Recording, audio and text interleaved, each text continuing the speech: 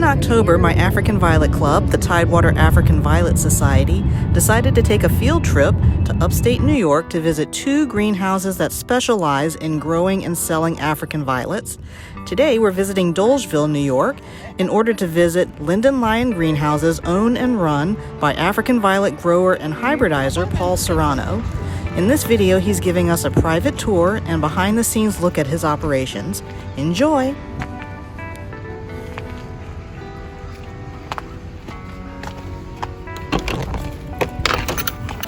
And then that's when he had the first double pinks. And things were going so fast and furious that he built the one on the back, which is now we keep closed off. I'll take you guys through. Because things were moving so fast, 2 years he needed another one. And then in 3 years, he opened this up and built that one in '59. And in the early '60s, he's going to build another one and attach it to the house I'm in now. Thank God he did. All that humidity pouring into a brick and mortar building is bad because we have to keep replacing roofs. This all rots. This water runs out of here in the winter time. And we're going to start putting some labels in because the biggest problem is there's been days when only hope was here. Gosh, that's hope. thank you though. And I know we she'd pick the orders, pack the orders, invoice the orders, wait on customers, answer the phone. They're all just one person here. Yeah, I can't do it. You can't do that. And pot up plants to do it. Yeah, it's just not enough people here anymore. Yeah. Unbelievable. So each plant takes a little bit with it. Yeah. And once we started putting in drip lines, that's when the problem came. Because when we run those and they drip, sand would splash back up onto the plant. Okay. And if I didn't get it perfectly clean, and when you're packing for ABSA and you got to pack hundreds of plants, I'd get there and say, "Oh, you got bugs. Look at that, it's sand. We got bugs." So put panels in. And then in the beginning, we just had the mat. Yeah. But it got nasty green, and then if it dried, it shrunk, and then it curled, and everything was tipping over. It was a mess. And to replace it's probably a couple $100 to replace that 100-foot. So then I got the idea to put black plastic on it with little tiny holes punched in it, which we had to do here. There was a time I could get it pre-punched, but it was just some guy doing it, selling it, but then he disappeared. So that in between waterings, It just soaks. you see sometimes it'll you see soak right a in. little moisture spot there. Yeah. It kind of feeds it back a little bit, or Yeah. a little root hair might pick it up. So now we only replace the plastic maybe once every 10 years. That's maybe $1. Oh, that's good. Yeah. But we have to punch the holes in it. So we put the roll up on the thing. I made a big board with a handle and 1,000 nails in it. And just, On a piece of foam underneath, so it punches through. So. Yes. Yep. And then there's little black things everywhere, all over. It's just kind of a mess, but it does a really good job. Yeah. Well, that's a good idea. So that now the plants are clean. Yep. There's no sand coming there when these drip. You know, the houseplant benches are still sand because it just seemed like the houseplants like it better. They grow fast and they get bone dry, but if they're attached to the sand, sometimes if you pull one of them up, there's like a 2 or 3 inch ball of sand. Some people will cut it off. Wow. I might have So to when try we that pack- in one of my trays. You know, like for the acacias, try some sand. I just use like acrylic blanket mats and stuff like it. But I can pull them out easily, throw them in the washing machine and bleach them. I would still Nothing like yours. I would still say that's probably the best idea. 'Cause Yeah, the they roots look- are attached to the Oh, they plant, sure do. And then they'll pull the water. So Yeah, you they just sure pour do. water into the trays. Yeah, sometimes I do that, and I just keep the mats moist. Yeah. Do that little thing. So we just, instead of fertilizing every time like we do here, we'll water most of the times and then fertilize maybe once or twice a month instead of every week or twice a week. The other thing I'll do is maybe fertilize them, and when I'm done, go back over here and unhook the fertilizer, go back to plain water, and just dust over the top of plain water, so I'm just not flushing out the pot, but I'm rinsing some of the fertilizer out. And you're using the same soil for all the different plants, right? Pretty much, yeah. Except for orchids, everything's in the same. Well, okay. So yeah, orchids, yeah. Okay. Wow. Great. Yeah.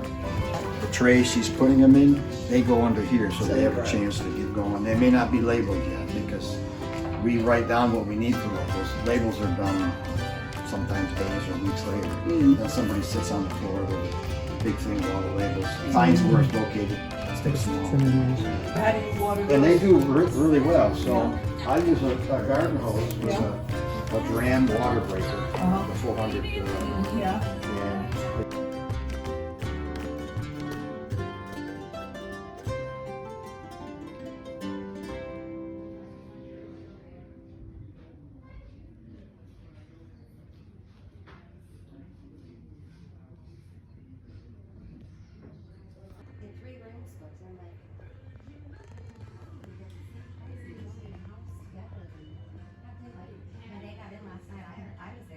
they were kind of light.